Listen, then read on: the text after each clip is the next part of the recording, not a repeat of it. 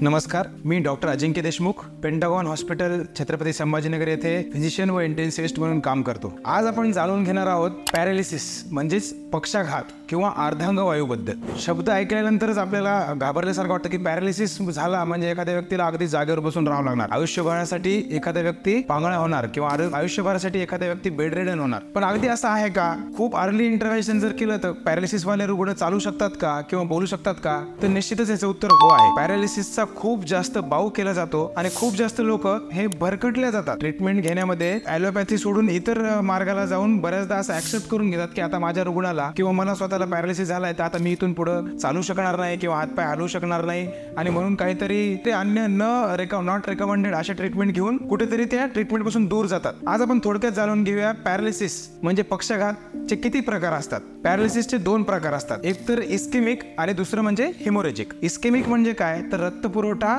खंडित झाल्यामुळे मेंदूमधील एखादा एरिया खराब होणे आणि त्यामुळे एका बाजूची हालचाल न होणे किंवा बोलायला त्रास होणे किंवा एक बाजू पॅरालाइज होणे। आणि हेमोरेजिक म्हणजे काय असतं तर ज्या बोलीभाषा आपण जे ब्रेन हेमरेज म्हणतो की मेंदूमधील एखादी रक्तवाहिनी फुटल्या कारणाने मेंदूमधील तो हिस्सा काम करायला कमी होऊन जातो आणि मग त्यामुळे एखाद्या बाजूची हालचाल कमी होणे किंवा बोलायला त्रास होणे किंवा अगदी शुद्ध जाणे आणि पेशंटला आयसीयू मध्ये किंवा व्हेंटिलेटरवर घ्यावं लागण्यापर्यंत याचे कॉम्प्लिकेशन असू शकतात। तर इस्केमिक स्ट्रोक आणि हिमोरेजिक स्ट्रोक मध्ये चांगला कुठला आणि वाईट कुठला पाहायला गेलं तर पॅरालिसिस होणं हा मुळातच वाईट, पण त्यात जर पाहायला गेलं तर इस्केमिक कुठेतरी त्यात चांगला आपण असं म्हणू शकतो, कारण त्याला जर तुम्ही गोल्डन आवर किंवा फार अर्ली पिरियड मध्ये आले तर त्याला पूर्णपणे बरं केलं जाऊ शकतं। जर 24 तासामध्ये च्या आतमध्ये स्वतःहूनच पॅरालिसिस बरा झाला की काही वेळासाठी रुग्ण कंप्लेंट करतात की मला थोड्या वेळापुरते डाव्या हाताला किंवा डाव्या पायाला मुंग्या जाणवल्या आणि त्यानंतर हातात कमजोरी वाटली, बोलायला पण तोत्र वाटलं, पण दवाखान्यात येऊस तर ती पूर्णपणे रिकव्हरी झाली आणि MRI वगैरे काढला तरी सुद्धा रिपोर्ट नॉर्मल होते। त्याला आपण TIA म्हणजे ट्रान्झिएंट इस्केमिक अटॅक्स असं म्हणतो। असे रुग्ण हे पुढे जाऊन स्ट्रोक किंवा पॅरालिसिस होण्याचे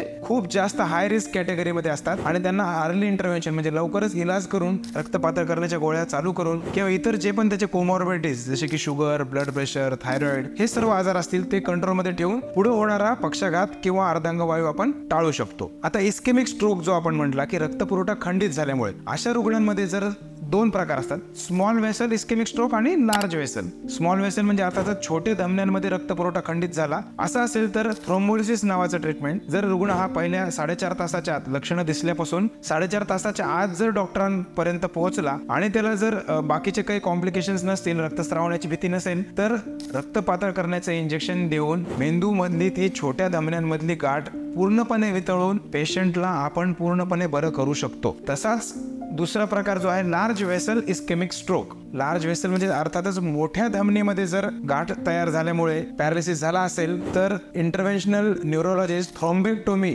या नावाच्या ट्रीटमेंटने ती पूर्ण गाठ आतमध्ये बारीक सुई टाकून वितळून ती गाठ बाहेर काढू शकतो आणि रुग्ण हा पूर्णपणे बरा केला जाऊ शकतो। बऱ्याचदा काय होतं की पॅरालिसिसची लक्षणं दिसल्यानंतर रुग्ण हे हॉस्पिटलमध्ये पोहोचायला उशीर करतात आणि त्यामुळं ह्या ज्या टाइमली ट्रीटमेंट असतात ज्याच्यामुळे पेशंट हा पूर्णपणे बरा केला जाऊ शकतो ह्यापासून पेशंट थोडासा दूर राहतो। तर जागरूकता वाढणे गरजेचे आहे। पॅरालिसिस झाल्यानंतर लवकरात लवकर आपण ICU सेटअप जिथे असेल, इंटेन्सिव्हिस्ट असतील किंवा मेंदू विशेषज्ञ जिथे असतील अशा हॉस्पिटलमध्ये आपण आपल्या रुग्णाला घेऊन जाणं हे अत्यावश्यक आहे। तिसरा प्रकार जो आपण सांगितला हेमोरेजिक स्ट्रोक म्हणजे ब्रेन हेमरेज। जर एखादी रक्तवाहिनी फुटली असेल याचं सर्वात प्रादुर्भाव सगळ्यात जास्त कारण की वाढलेलं blood pressure, uncontrolled blood pressure. तर त्यामुळे ब्लड प्रेशर खूप जास्त प्रमाणात वाढल्याने मेंदूमधली एखादी छोटी किंवा मोठी रक्तवाहिनी फुटते आणि मेंदूमध्ये त्याच्यामुळे सूज तयार होते आणि त्या सुजेचा दबाव मेंदूवरील काही एरियामध्ये पडल्यामुळे एक साईड किंवा बहुतांश वेळेस दोन्ही साईड पेशंटची निकामी होऊ शकते आणि अशा पेशंटला पेशंटच्या कंडिशननुसार CT स्कॅन आणि MRIच्या रिपोर्ट्सनुसार आपल्याला ऑपरेशन करून किंवा क्रॅनिओटोमी मेंदूचा कवटीचा हिस्सा काढून सुद्धा पेशंटचा जीव वाचवावा लागू शकतो। अशा प्रकारे आपण जर पाहतोय की ट्रीटमेंट तर खूप सोपी आहे, तुम्ही जर डॉक्टरांकडे पोहोचले, लवकर वेळेत गेले तर पूर्णपणे रुग्णाला आपण बरं करू शकतो। पण ही रिस्क कोणामध्ये आहे, कोणामध्ये पक्षाघात किंवा अर्धांगवायू होण्याचे चान्सेस जास्त आहेत तर असे रुग्ण ज्यांना ब्लड प्रेशर आहे पण ते कंट्रोलमध्ये नाही आहे, मधुमेह आहे पण रेग्युलर ट्रीटमेंट घेत नाही आणि शुगर ही नेहमीच वाढलेली राहते, ज्यांच्या चरबीचे प्रमाण किंवा कोलेस्ट्रॉलचे प्रमाण जास्त आहे किंवा जे लोक जंक फूड, ऑइली पदार्थ खातात आणि त्यामुळे लठ्ठपणाने प्रादुर्भाव झालेला आहे, अशा रुग्णांमध्ये आपण बहुतांशी पाहतो की पक्षाघाताचं प्रमाण हे जास्त प्रमाणात दिसतं. त्यामुळे जर प्रिव्हेन्शनचा पार्ट पाहिला तर आपण आपला मधुमेह कंट्रोल ठेवणे, रेग्युलर ब्लड प्रेशरच्या गोळ्या घेणे, आहारामध्ये स्निग्ध पदार्थ म्हणजे चरबीयुक्त पदार्थांचं सेवन कमी करणे, जंक फूड्सचं प्रमाण कमी करणे आणि जर लक्षणं तुम्हाला दिसत असतील तर अतिशय लवकर थोडाही वेळ न गमावता गोल्डन आवर लक्षात घेऊन लवकरात लवकर जिथे पण मेंदूचे विशेषज्ञ किंवा ICU स्पेशलिस्ट डॉक्टर असतील अशा ठिकाणी आपल्या रुग्णाला दाखवणे. अशा प्रकारे आपण पक्षाघातावर निश्चितच मात करू शकतो. धन्यवाद.